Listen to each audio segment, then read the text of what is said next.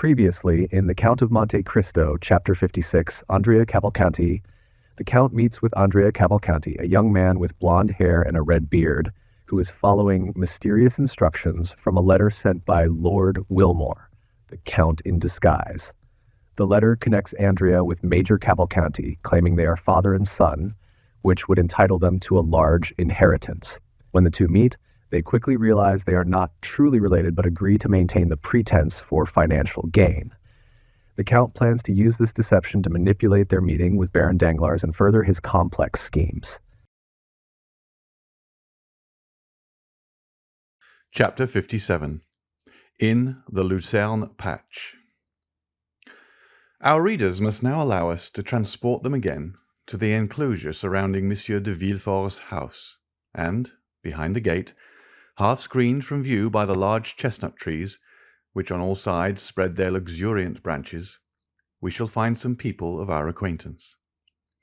This time Maximilien was the first to arrive. He was intently watching for a shadow to appear among the trees, and awaiting with anxiety the sound of a light step on the gravel walk. At length the long-desired sound was heard, and instead of one figure as he had expected, he perceived that two were approaching. The delay had been occasioned by a visit from Madame Danglars and Eugenie, which had been prolonged beyond the time at which Valentine was expected. That she might not appear to fail in her promise to Maximilien, she proposed to Mademoiselle Danglars that they should take a walk in the garden, being anxious to show that the delay, which was doubtless a cause of vexation to him, was not occasioned by any neglect on her part. The young man, with the intuitive perception of a lover, quickly understood the circumstances in which she was involuntarily placed, and he was comforted. Besides, although she avoided coming within speaking distance, Valentine arranged so that Maximilien could see her pass and repass, and each time she went by, she managed, unperceived by her companion, to cast an expressive look at the young man which seemed to say, "Have patience. You see it is not my fault." And Maximilien was patient, and employed himself in mentally contrasting the two girls. One fair, with soft languishing eyes, a figure gracefully bending like a weeping willow, the other a brunette with a fierce and haughty expression, and as straight as a poplar. It is unnecessary to state that in the eyes of the young man, Valentine did not suffer by the contrast. In about half an hour the girls went away, and Maximilien understood that Mademoiselle Danglars' visit had at last come to an end. In a few minutes Valentine re-entered the garden alone. For fear that anyone should be observing her return, she walked slowly, and instead of immediately directing her steps towards the gate, she seated herself on a bench, and, carefully casting her eyes around to convince herself that she was not watched, she presently arose and proceeded quickly to join Maximilien. "Good evening, Valentine," said a well-known voice. "Good evening, Maximilien. I know I have kept you waiting, but you saw the cause of my delay." "Yes, I recognize Mademoiselle Danglars. I was not aware that you were so intimate with her." "Who told you we were intimate, Maximilien?" "No one, but you appeared to be so. From the manner in which you walked and talked together, one would have thought you were two schoolgirls telling your secrets to each other." "We were having a confidential conversation," returned Valentine. "She was owning to me her repugnance to the marriage with Monsieur de Morcerf, and I, on the other hand, was confessing to her how wretched it made me to think of marrying Monsieur d'Épinay." "Dear Valentine!" "That will account to you for the unreserved manner which you observed between me and Eugenie, as in speaking of the man whom I could not love, my thoughts involuntarily reverted to him on whom my affections were fixed." "Ah, how good you are to say so, Valentine. You possess a quality which can never belong to Mademoiselle Danglars. It is that indefinable charm which is to a woman what perfume is to the flower and flavor to the fruit, for the beauty of either is not the only quality we seek." "It is your love which makes you look upon everything in that light. No, Valentine, I assure you such is not the case.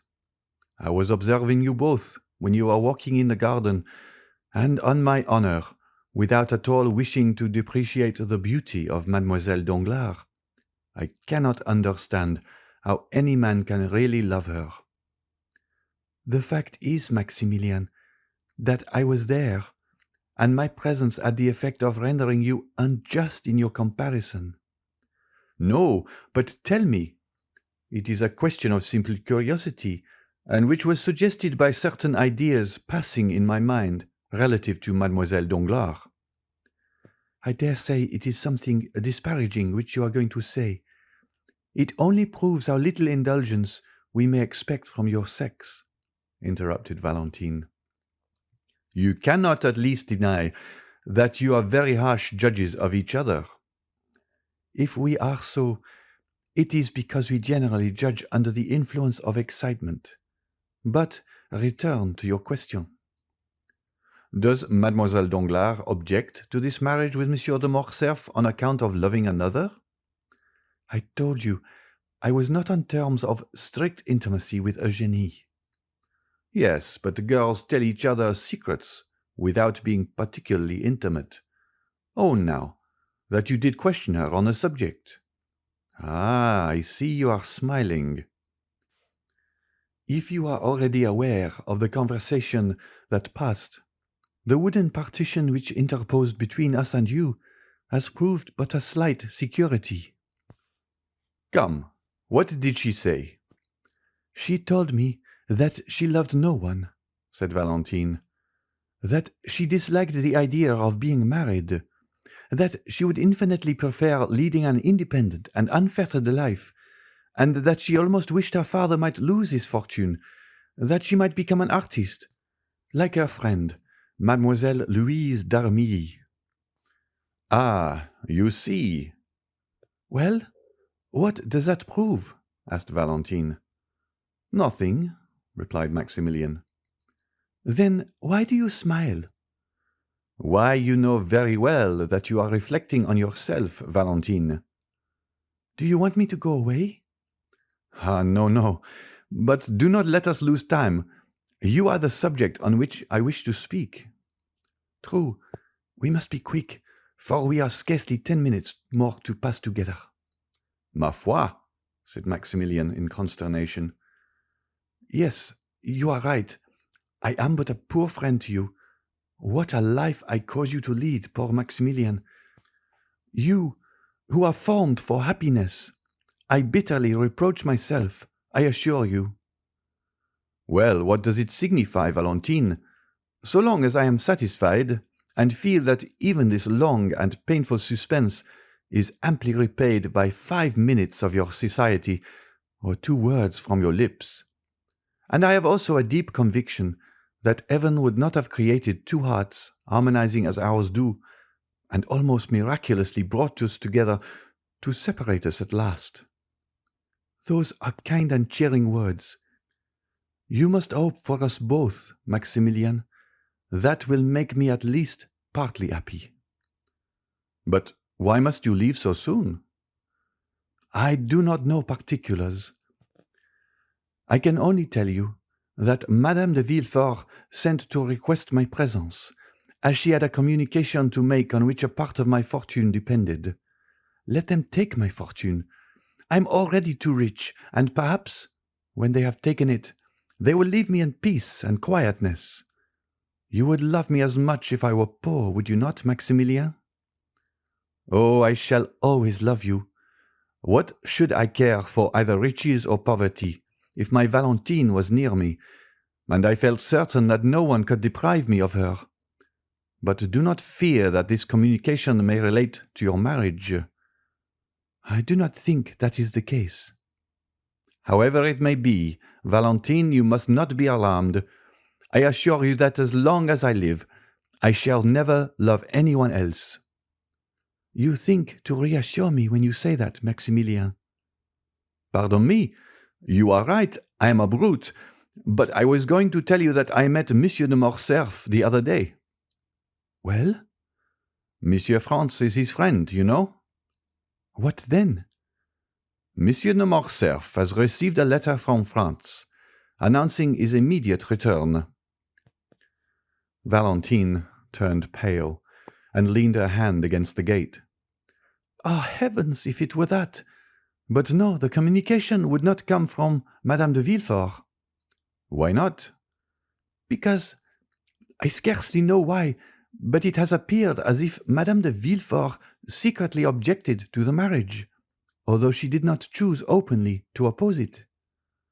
Is it so?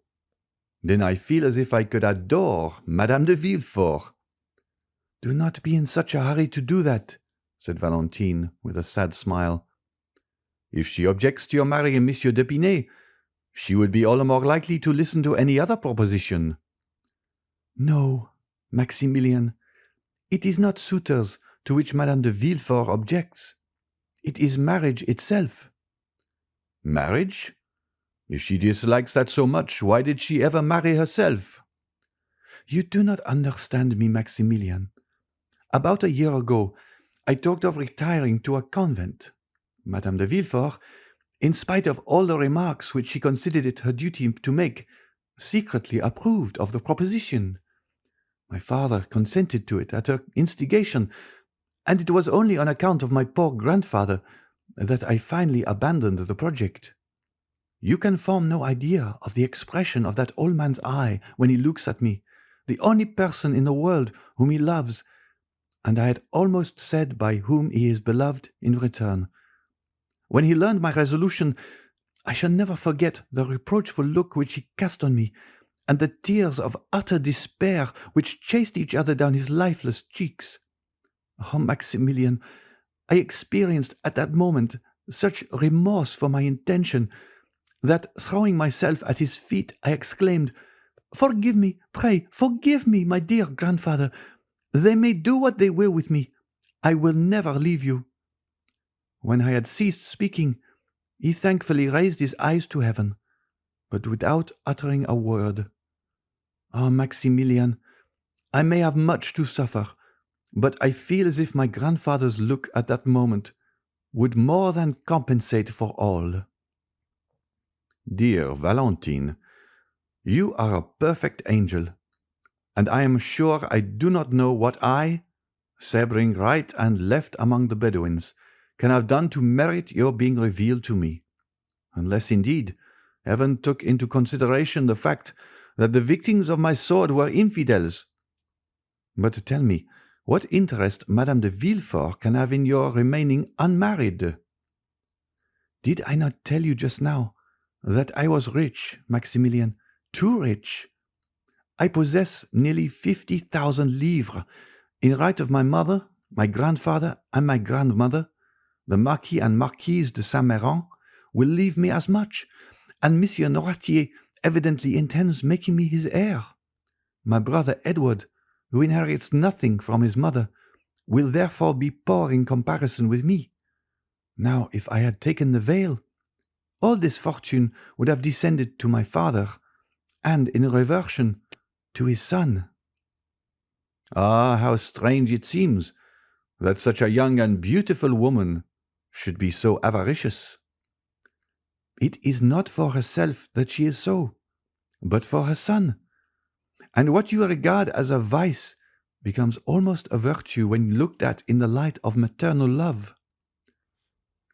But could you not compromise matters and give up a portion of your fortune to her son? How could I make such a proposition, especially to a woman who always professes to be so entirely disinterested? Valentine, I have always regarded our love in the light of something sacred. Consequently, I have covered it with the veil of respect and hid it in the innermost recesses of my soul. No human being, not even my sister, is aware of its existence. Valentine, will you permit me to make a confidant of a friend and reveal to him the love I bear you?" Valentine started. A friend, Maximilien? And who is this friend? I tremble to give my permission.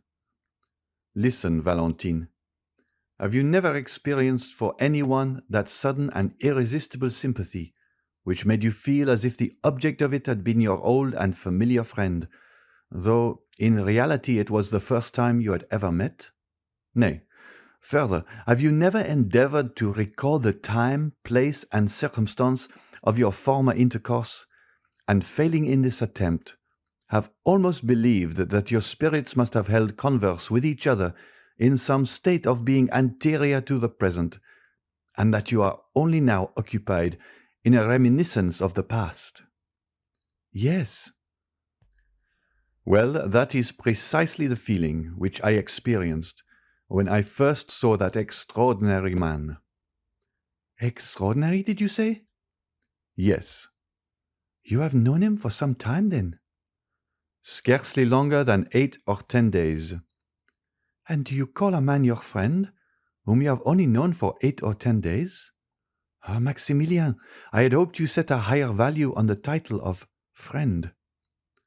Your logic is most powerful, Valentine, but say what you will, I can never renounce the sentiment which has instinctively taken possession of my mind. I feel as if it were ordained that this man should be associated with all the good which the future may have in store for me, and sometimes it really seems as if his eye were able to see what has to come, and his hand endowed with the power of directing events according to his own will." "He must be a prophet, then," said Valentine, smiling. "Indeed," said Maximilien. "I have often been almost tempted to attribute to him the gift of prophecy. At all events, he has a wonderful power of foretelling any future good." "Ah," said Valentine in a mournful tone, "do let me see this man, Maximilien.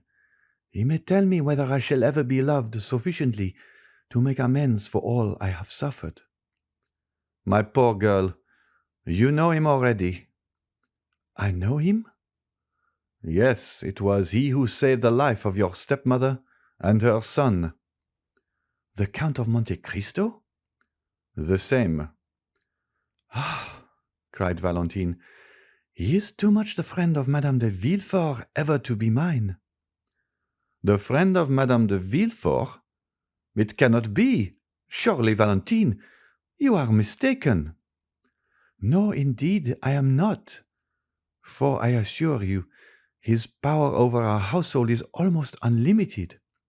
Courted by my stepmother, who regards him as the epitome of human wisdom, admired by my father, who says he has never before heard such sublime ideas so eloquently expressed, idolized by Edward, who, notwithstanding his fear of the Count's large black eyes, runs to meet him the moment he arrives, and opens his hand, in which he is sure to find some delightful present. Monsieur de Monte Cristo appears to exert a mysterious and almost uncontrollable influence over all the members of our family."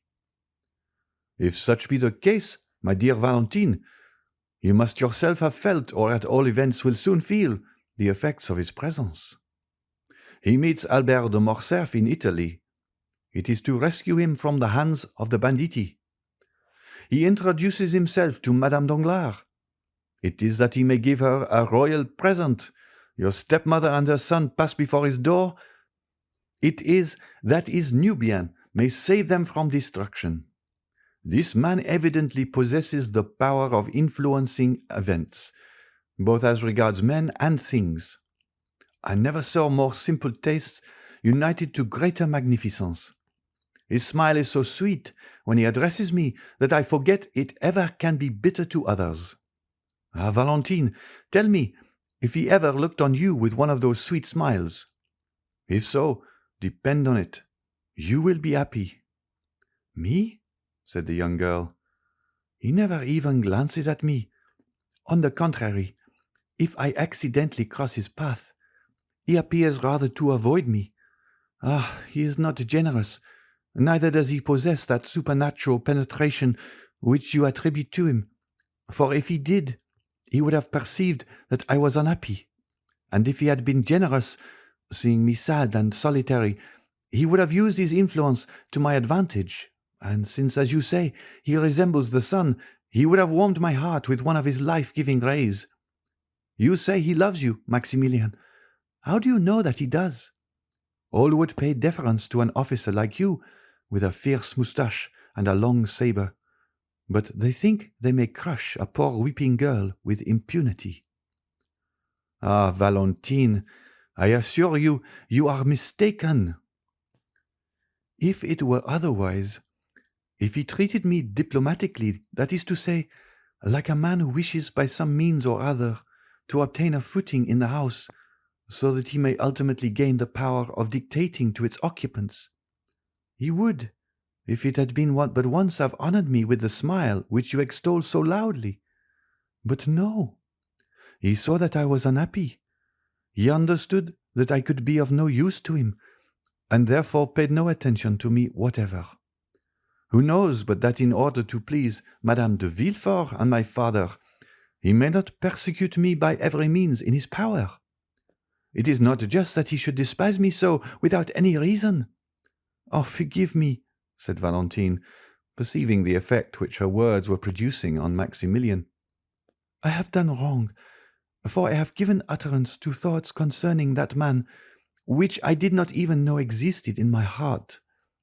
I do not deny the influence of which you speak, or that I have not myself experienced it, but with me it has been productive of evil rather than good. Well, Valentine, said Morrel with a sigh, we will not discuss the matter further. I will not make a confidant of him. Alas, said Valentine, I see that I have given you pain. I can only say how sincerely I ask pardon for having grieved you. But indeed I am not prejudiced beyond the power of conviction. Tell me what this Count of Monte Cristo has done for you. I own that your question embarrasses me, Valentine, for I cannot say that the Count has rendered me any ostensible service. Still, as I have already told you, I have an instinctive affection for him, the source of which I cannot explain to you. Has the sun done anything for me? No. He warms me with his rays, and it is by his light that I see you. Nothing more. Has such and such a perfume done anything for me? No, its odour charms one of my senses. That is all I can say when I am asked why I praise it. My friendship for him is as strange and unaccountable as his for me. A secret voice seems to whisper to me that there must be something more than chance in this unexpected reciprocity of friendship. In his most simple actions, as well as in his most secret thoughts, I find a relation to my own. You will perhaps smile at me when I tell you that, ever since I have known this man, I have involuntarily entertained the idea that all the good fortune which has befallen me originated from him. However, I have managed to live 30 years without his protection, you will say, but I will endeavour a little to illustrate my meaning.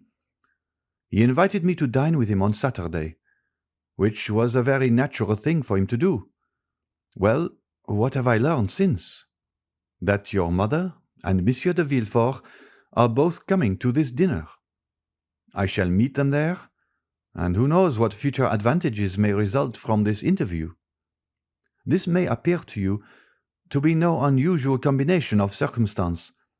Nevertheless, I perceive some hidden plot in the arrangement, something, in fact, more than is apparent on a casual view of the subject. I believe that this singular man, who appears to fathom the motives of everyone, has purposely arranged for me to meet Monsieur and Madame de Villefort, and sometimes, I confess, I have gone so far as to try and read in his eyes whether he was in possession of the secret of our love. My good friend, said Valentine, I should take you for a visionary, and should tremble for your reason if I were always to hear your talk in a strain similar to this. Is it possible that you can see anything more than the merest chance in this meeting? Pray, reflect a little. My father, who never goes out, has several times been on the point of refusing this invitation. Madame de Villefort, on the contrary, is burning with the desire of seeing this extraordinary nabob in his own house. Therefore, She has with great difficulty prevailed on my father to accompany her. No, no, it is as I have said, Maximilien. There is no one in the world of whom I can ask help but yourself and my grandfather, who is little better than a corpse." "I see that you're right, logically speaking," said Maximilien. "But the gentle voice, which usually has such power over me, fails to convince me today." "I feel the same as regards yourself," said Valentine, "and I own that, if you have no stronger proof to give me—" "I have another," replied Maximilien, "but I fear you will deem it even more absurd than the first." "So much the worse," said Valentine, smiling. "It is nevertheless conclusive to my mind.